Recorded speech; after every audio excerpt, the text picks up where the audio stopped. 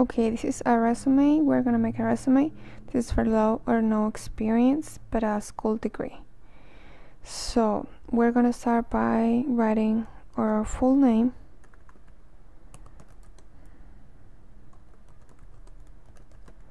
Remember, full name, and then we need the full address, and we need to make sure that the full the name is on top of it and it's centered, and it has to be has to include phone number, email address, and it must look something like this after that.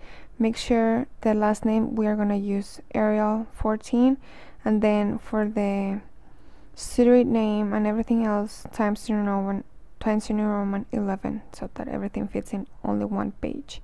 We're going to use for the name, we're going to use only single space and no space afterwards, and this makes sure both are zeros.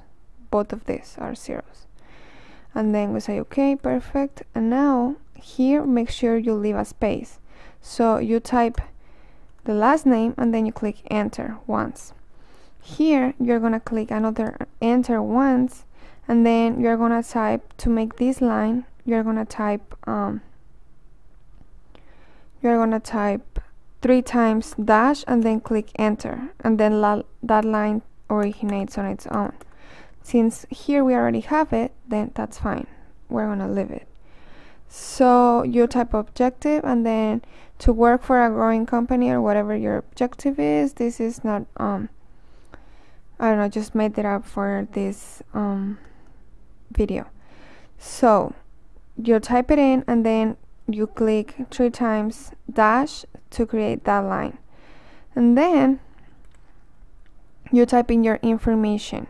Make sure you leave a space in between, and then you type education, and you use this is size 10, everything else I guess will be size 10, and then type it bold. Make sure your school name is italicized and bold both. For these you need to type in, because I tried to do it in 2 columns but it doesn't work, so it's better if you just type space many times, so that you can get it on the other side of the page. And then in the next step, make sure this is the city of the university, where the university is. In this case, since it's called San Bernardino, then it's San Bernardino, California. So here I said, since I haven't graduated, I said I expect to graduate in 2012 with a bachelor's in sciences in international business and a bachelor's of arts in finance. And then since I don't have that much information, that much experience and all that related information to fill in, I just put courses that may be useful. So I said the useful courses for areas of management and international affairs include, and I put a few, and then you put the any school you did before that one, or previous education, technical school, whatever it might be, it must be right after, because the latest one must be first. So here the city where the community college I went to, and the dates. Make sure this is created by spacing only. So, and here the title I got from there. So I got an associate in sciences in administration and information systems, and then again 3 times dash to create this cute line.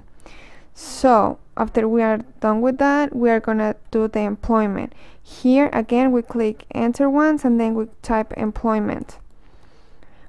Here you need to type another space and 2 ties, and then again bold and italicize, and you type first the title, and then comma, and the place where you worked.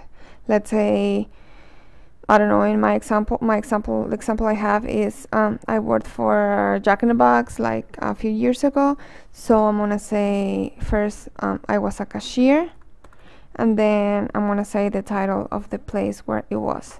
Here I have it completed, so I said cashier in Jack in the Box, and then a few times space, and then you click you put in the dates. Make sure the dates are in there. Oh, there's a new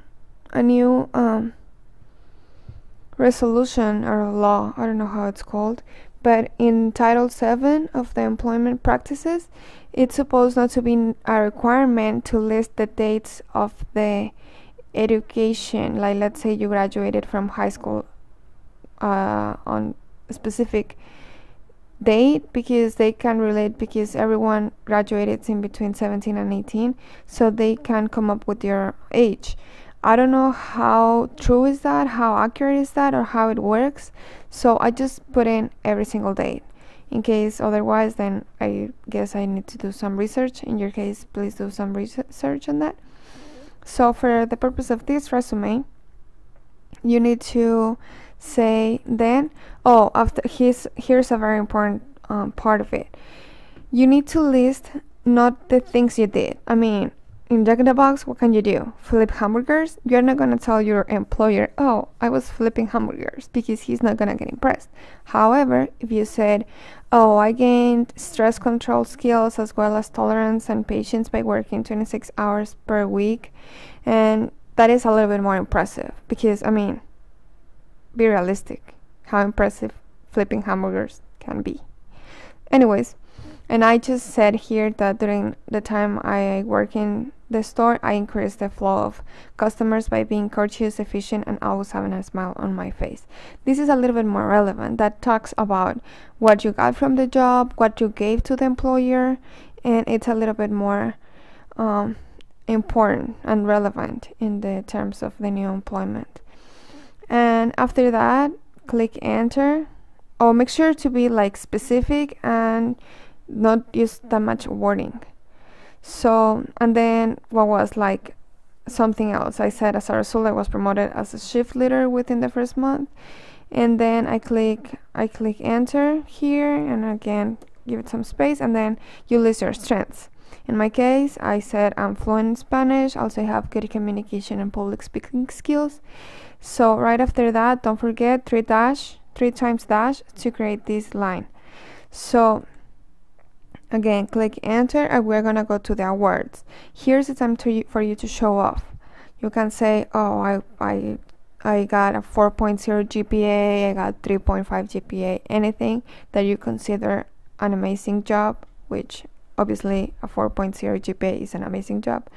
Anyways, any honors society you were in college, any amazing club you were part of, any good event that you, I don't know, that you managed or something. In my case, I participated in some I